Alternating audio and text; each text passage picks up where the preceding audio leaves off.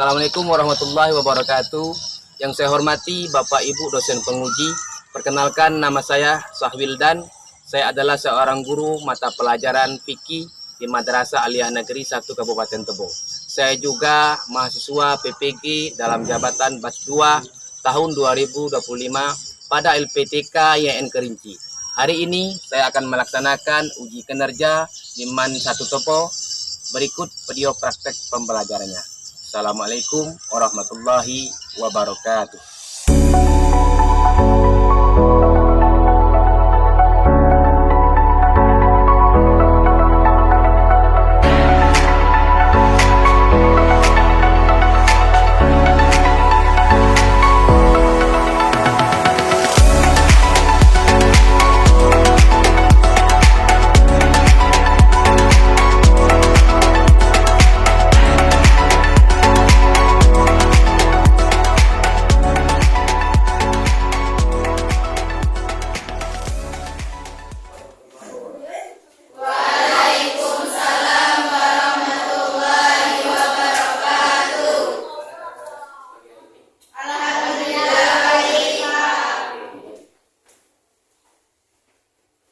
Ada baiknya sebelum kita mulai pembelajaran pagi hari ini, kita berdoa kepada Allah Subhanahu wa Ta'ala supaya pembelajaran kita hari ini dimudahkan dan diberikan pemahaman supaya dipimpin oleh keluarga. Siap, berdoa mulai.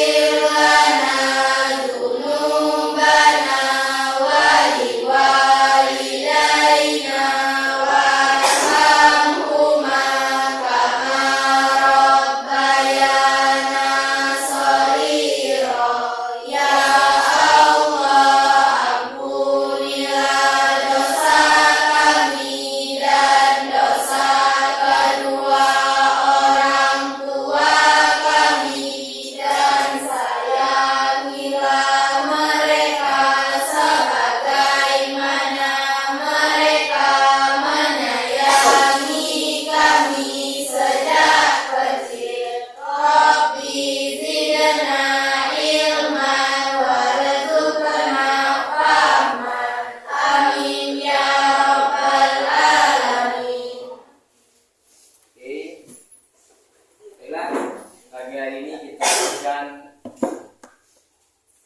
membahas tentang dan menjelaskan materi kita kemarin, yaitu tentang mengulang materi tentang konsep ijtihad.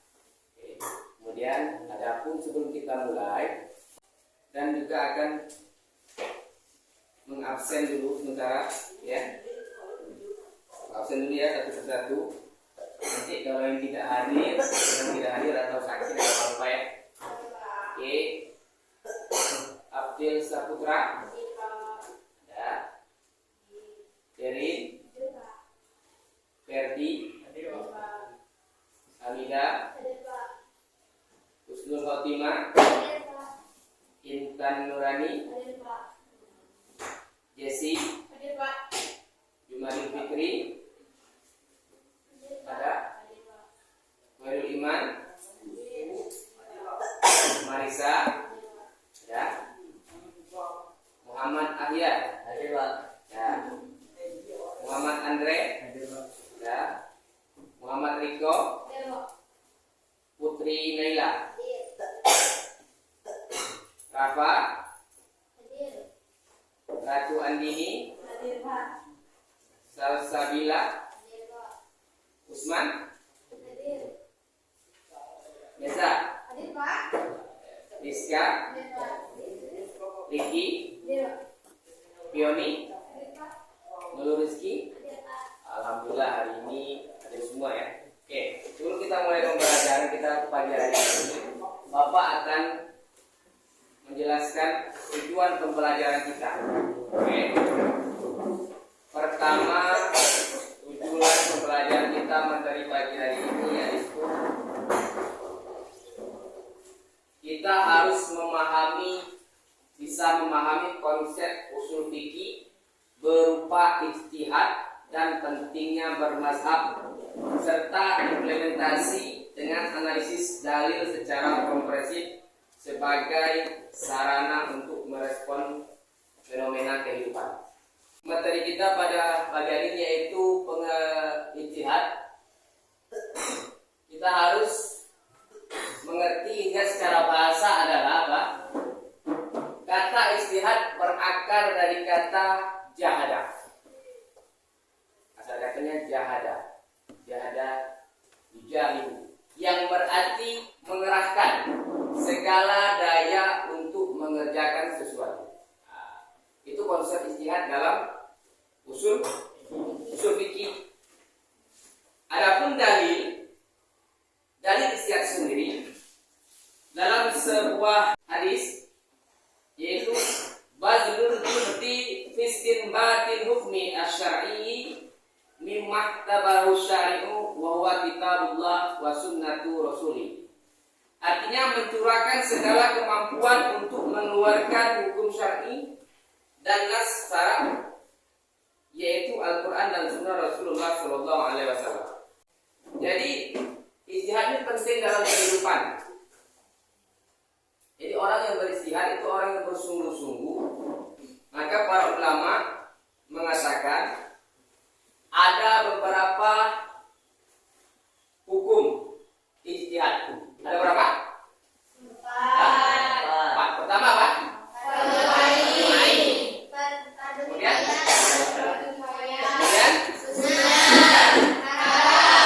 oke. Hukum ijtihad dapat itu fardu ain, fardu kifayah, sunnah, dan pertama, dia menjadi fardu ain atau wajib. Oke, ketika seorang mujtahid ditanyakan tentang suatu peristiwa yang hilang sebelumnya, maka itu menjadi fardu ain. Kemudian fardu kifayah, yaitu ketika seorang mujtahid ditanyakan tentang suatu peristiwa yang hilang, tetapi ada mujtahid selain dirinya. Kemudian menjadi sunnah, ya. Ketika seorang mujtahid menghadapi suatu peristiwa yang belum terjadi, baik ditanyakan maupun tidak ditanyakan oleh pihak lain, dan menjadi haram ketika ijtihad dilakukan terhadap masalah-masalah yang telah ada ketetapan hukumnya dan nas secara qat'i. Maka ini ada beberapa hukum ijtihad.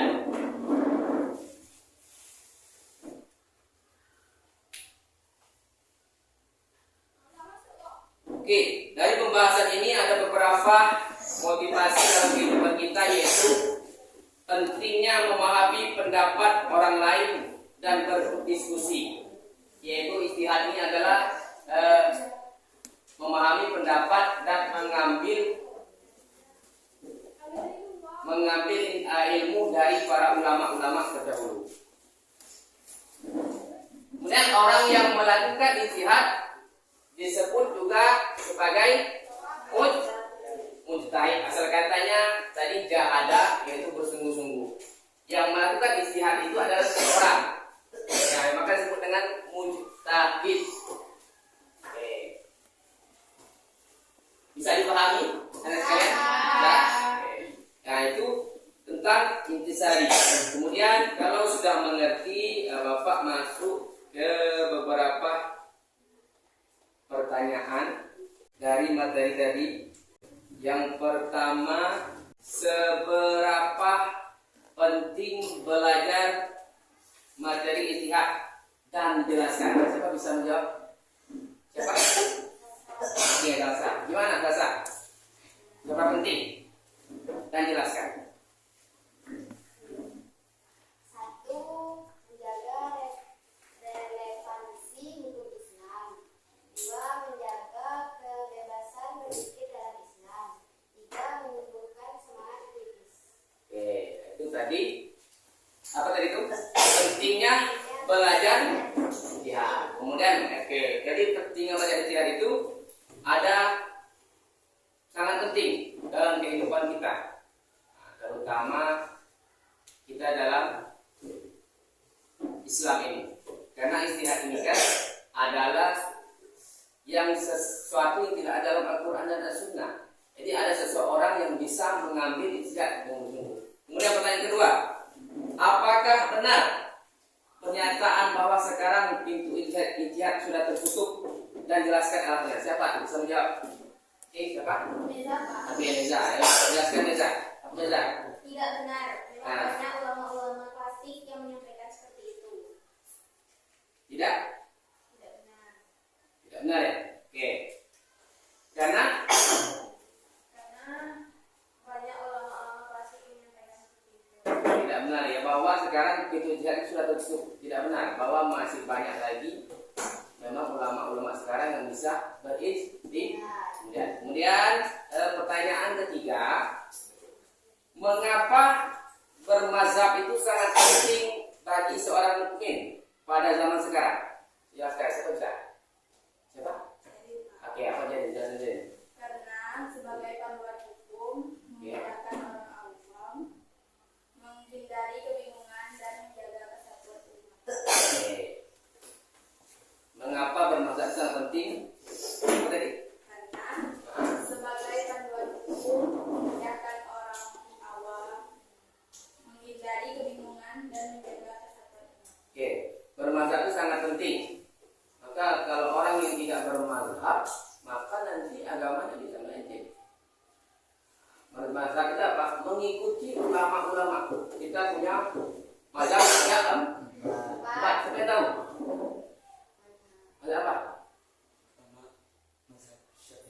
Syafi'i, kemudian Hambali, kemudian Maliki. Empat. Ada empat. Syafi'i, Hambali, Maliki, dan Hanafi. Jadi di dunia ini ada empat mazhab.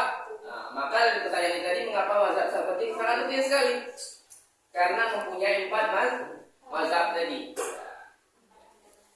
Ada Syafi'i, Hanafi, Hambali, dan Maliki. Kemudian di Indonesia ini mayoritas kita itu bermazhab Syafi'i. Kemudian empat. Pertanyaan selanjutnya, klasifikasikan tata cara bermazhab. Siapa bisa? Coba. Mengetahui pendapat ulama, mengumpulkan pendapat, mengikuti pendapat ulama dengan memahami dalil-dalilnya. Oke. Itu tata cara bermazhab. Oke. Kemudian pertanyaan selanjutnya, bagaimana cara menghargai perbedaan mazhab atau mazhabul arba'? Tolong jelaskan kalau bisa. Andre lagi aja. Pak Andre. Pertama, memahami bahwa perbedaan itu orang. Kedua, tidak fanatik. Tiga, menjaga adab dalam diskusi. Oke. Jaga dalam diskusi.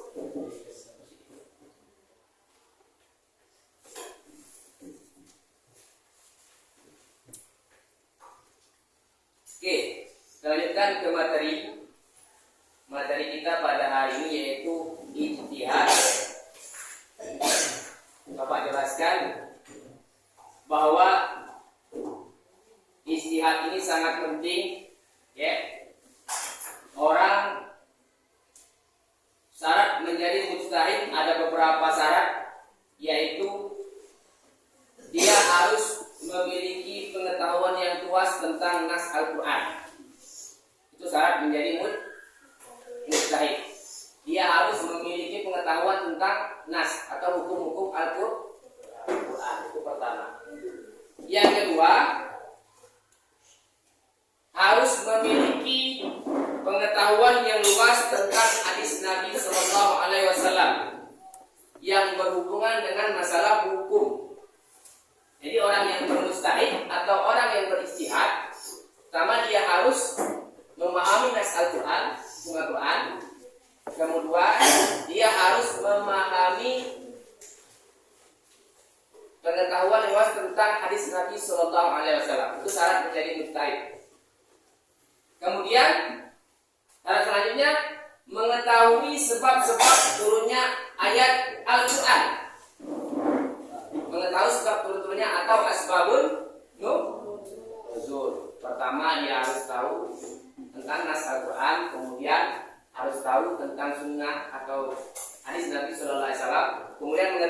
sebab turunnya ayat Al-Quran. Kemudian mengetahui mana saja hadis-hadis sahih, dhaif, maudhu, serta keadaan setiap perawinya.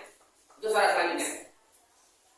Kemudian menguasai seluruh masalah hukum telah ditetapkan di dalam ijma' sehingga hasil ijtihadnya tidak bertentangan dengan ijma'.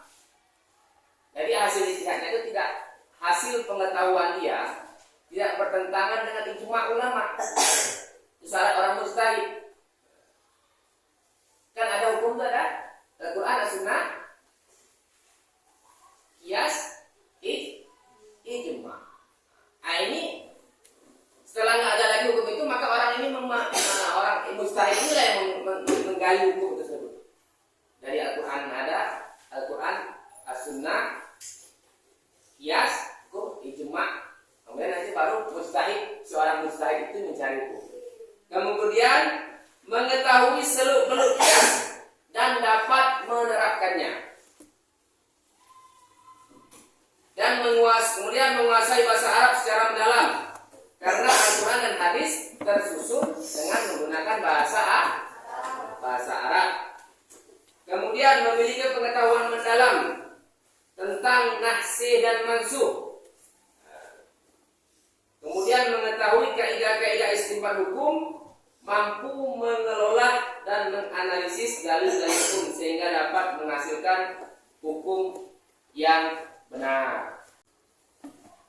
Oke, kemudian ada tingkatan mujtahid. Dari ini, dari penjelasan Bapak tadi, ada yang mau tanyakan tidak tentang ijtihad? Ada. Oke. Sekarang kita masuk ke materi selanjutnya, yaitu masuk ke asesmen awal. Nah, Pak bagikan ya. Asesmen awal nanti kelompok diisi, baru nanti Bapak ambil lagi ya, jadi isi asesmennya ya. Bapak kelompok. Oke. Isi kelompoknya ya. Asesmen itu awal nih. Oke, nanti kalau selesai kumpulkan ke depan ya. Oke. Silakan.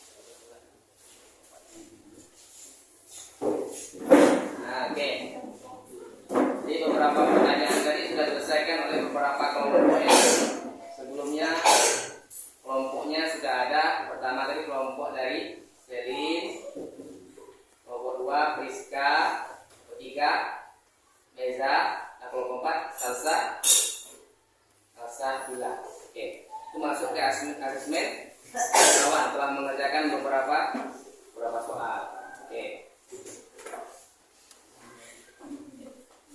Oke, selanjutnya dari materi tadi ada bisa menjelaskan kedudukan dan peran ijtihad penentuan hukum. Ada nggak yang bisa menjelaskan? Ada nggak? Bisa menjelaskan pengertian ijtihad dalam penentuan hukum. Kedudukan ijtihad. Siapa bisa menjelaskan? Oke, kedudukan ijtihad dalam. Ada dua pendapat mengenai kedudukan ijtihad dalam hukum Islam. Ya. Pendapat pertama menyatakan bahwa ijtihad termasuk salah satu sumber hukum Islam. Pendapat ini berdalil dengan hadis Mu'adz bin Jabal RA ketika diutus ke Yaman. Dalam hadis tersebut terdapat pernyataan Rasulullah SAW kepada Mushab RA dengan apa ia menentukan sesuatu yang tidak dapat ditentukan kedudukannya dalam Al-Quran dan hadis. Mushab RA menjawab bahwa ia akan berijtihad. Jawaban ini kemudian digunakan oleh Rasulullah SAW. Tadi tentang hukum Kedudukan dan peranan ijtihad dan penerapan penegakan hukum Islam. Oke. Itu tadi tentang penjelasan kedudukan peranan ijtihad dalam penetapan hukum. Ada dua pendapat dalam hukum Islam. Pendapat pertama menyatakan bahwa ijtihad termasuk salah satu sumber hukum Islam. Pendapat pertama. Pendapat kedua menyatakan bahwa ijtihad bukan termasuk sumber hukum Islam. Nah, ini dua pendapat yang berbeda. Ada yang mengatakan ijtihad itu termasuk dalam sumber hukum Islam, dan ada juga yang menyatakan tidak termasuk dalam sumber hukum Islam.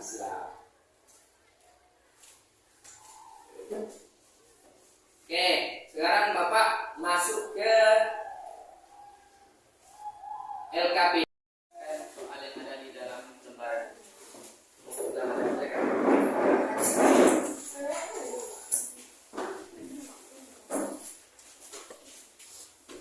Oke, perhatikan yang pertama. Tanyanya apa di situ?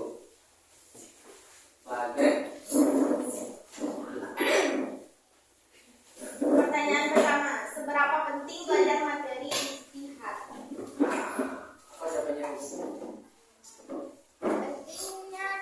Penting sekali untuk menjaga relevansi hukum Islam, menjaga kebebasan berpikir dalam Islam, menumbuhkan semangat. Oke, sekalian tadi sudah kita banyak beberapa semua dari diskusi rekapitulasi mana. Sekarang kita masuk, sebelum kita tutup pembelajaran kita ini, ada evaluasi bagaimana pembelajaran hari ini menurut anak-anak sekalian. Baik. Menurut kalian, apakah sulit dipahami? Tidak paham yang sekali. Kalau memang sudah dipahami, mudah-mudahan kedepannya kita lebih bisa memahami lagi pembelajaran selanjutnya. Oke. Jadi dari kesimpulan pembelajaran hari ini, bukan hanya saja kita bisa memahami ijtihad, pengertian ijtihad, kalau bisa kita juga bisa menjadi seorang mujtahid atau orang yang bisa melaksanakan ijtihad tersebut, yaitu menjadi para mujtahid yang akan datang. Karena kita sangat penting sekali ini seorang mujtahid ini sangat dibutuhkan oleh siapa? Oleh kaum yang akan datang. Kita akan menjadi ulama-ulama yang mujtahid, yang bisa diandalkan oleh agama kita. Oke, untuk itu kita masuk penutupan. Sebelum kita tutup, mari kita berdoa dulu. Untuk itu dipimpin oleh ketua kelas. Silakan. Setiap berdoa mulai. Bismillahirrahmanirrahim.